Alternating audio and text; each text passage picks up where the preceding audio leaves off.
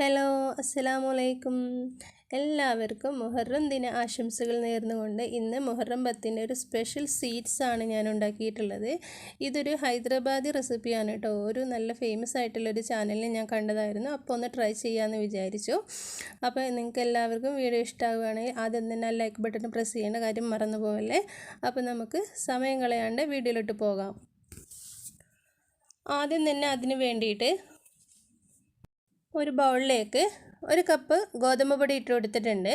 ഒരു പിഞ്ച് ഉപ്പും കൂടിയിട്ട് ഇട്ടിട്ട് നന്നായിട്ട് ഇതൊന്ന് മിക്സ് ചെയ്യാം. ഇനി ഇതിലേക്ക് 2 ടേബിൾ സ്പൂൺ നെയ്യ് ചേർത്ത് കൊടുക്കുക. നെയ്യിന് പകരമായിട്ട് ബട്ടർ ചേർത്താലും കുഴപ്പമൊന്നുമില്ല, ടേസ്റ്റിന് വ്യത്യാസമൊന്നും വരില്ല. എന്നിട്ട് ആദ്യം കുറച്ച് വെള്ളം ഒഴിച്ചിട്ട് നമുക്കിതൊന്ന് കുഴച്ചെടുക്കണം. പിന്നീട് വെള്ളം വേണം തോന്നിയാൽ വീണ്ടും ഒഴിച്ചിട്ട് നമ്മളിതൊന്ന് കുഴച്ചെടുക്കുക. ചപ്പാത്തിക്കൊക്കെ മാവ് പരത്തുന്ന ആ ഒരു രീതിയിൽ നമ്മളിത് കുഴച്ചെടുക്കണം.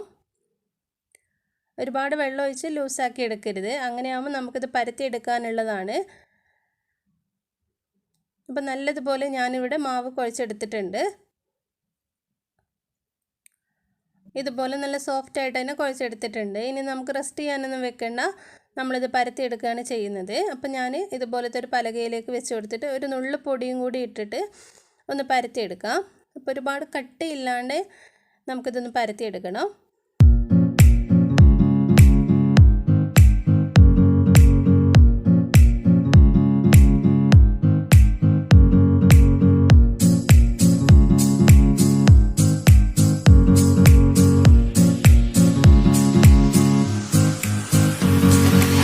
അപ്പോൾ നല്ലതുപോലെ ഞാനിവിടെ പരത്തിയെടുത്തിട്ടുണ്ട്. ഈ പലകയുടെ അത്രയും വലിപ്പത്തിൽ തന്നെ ഞാനിതിവിടെ പരത്തിയെടുത്തിട്ടുണ്ട്. ഇനി നമുക്കിതൊരു കത്തി വെച്ചിട്ട് ജസ്റ്റ് ഒന്ന് കട്ട് ചെയ്തെടുക്കാം.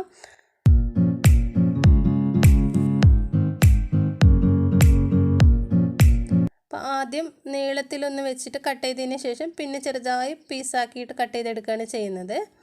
ചെറിയ ചെറിയ പീസാക്കിയിട്ട് കട്ട് ചെയ്തെടുക്കുകയാണ് ചെയ്യുന്നത്. അപ്പോൾ ആദ്യം ഇതുപോലെ നീളത്തിലൊന്ന് കട്ട് ചെയ്തെടുക്കാം.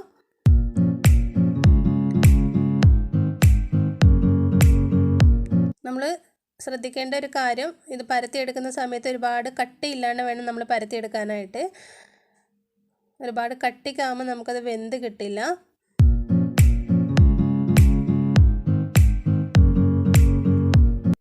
അപ്പോൾ ഇതുപോലെ നീളത്തിൽ കട്ട് ചെയ്തെടുത്തിട്ടുണ്ട്. ഇനി നമുക്ക് ചെറുതായിട്ട് പീസസ് ആക്കി ബാക്കിയെല്ലാം കട്ട് ചെയ്തെടുക്കാം. ഏത് ഷേപ്പിൽ വേണമെങ്കിലും നമുക്ക് കട്ട് ചെയ്തെടുക്കാവുന്നതേ ഉള്ളൂ.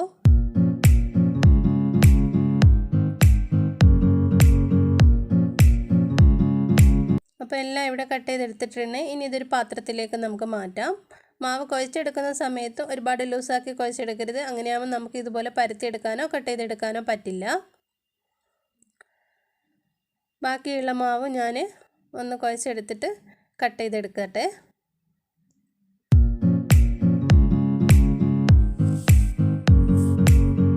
ഇത്രയും കട്ടിക്കാണ് കേട്ടോ ഞാനിതുവരെ കുഴച്ചെടുത്തിട്ടുള്ളത്, പരത്തിയെടുത്തിട്ടുള്ളത്.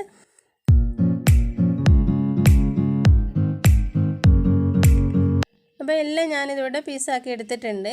ഇനി ഇതിലേക്ക് കുറച്ച് ശർക്കര, പിന്നെ തേങ്ങാക്കൊത്തും പിന്നെ ബദാമും സ്ലൈസ് ചെയ്തും കൂടി എടുത്തിട്ടുണ്ട്. ഒരു പാനിലേക്ക് 1 ടേബിൾ സ്പൂൺ നെയ്യ് ഒഴിച്ച് കൊടുക്കാം. എന്നിട്ട് ആ തേങ്ങാക്കൊത്തും ഒന്ന് മൂപ്പിച്ചെടുക്കാം. നമുക്ക് ഒരുപാട് ഡ്രൈ ആവേണ്ട, ജസ്റ്റ് ഒന്ന് മൂത്ത് വരുന്ന സമയത്ത് ഇതിലേക്ക് 1/2 കപ്പ് വെള്ളം ഒഴിച്ച് കൊടുക്കാം. നമുക്ക് 1/2 കപ്പ് എന്ന് പറയുമ്പോൾ കുറച്ചേ ഉണ്ടാവുള്ളൂ, ഒരുപാട് വെള്ളം ഒഴിച്ച് കൊടുക്കരുത്.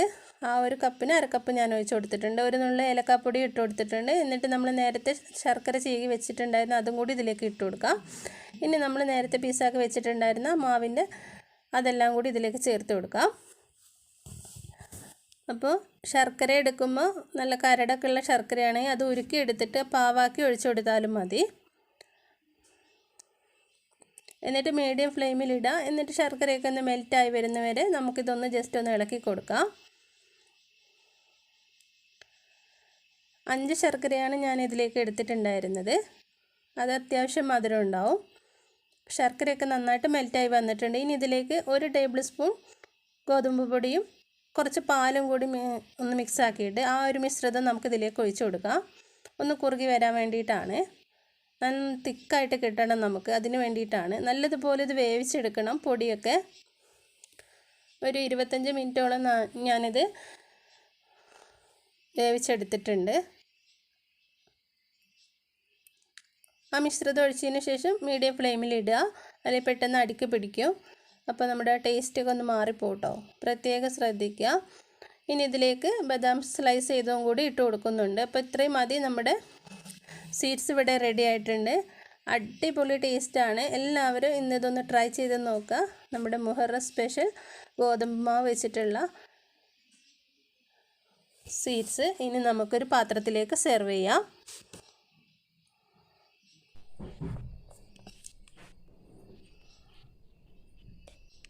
അപ്പോൾ ഇന്നത്തെ വീഡിയോ നിങ്ങൾക്ക് ഇഷ്ടമായിട്ടുണ്ടാവുമെന്ന് വിചാരിക്കുന്നു. ഇഷ്ടമായിട്ടുണ്ടെങ്കിൽ ലൈക്ക് ചെയ്യാനും ഷെയർ ചെയ്യാനും മറക്കല്ലേ.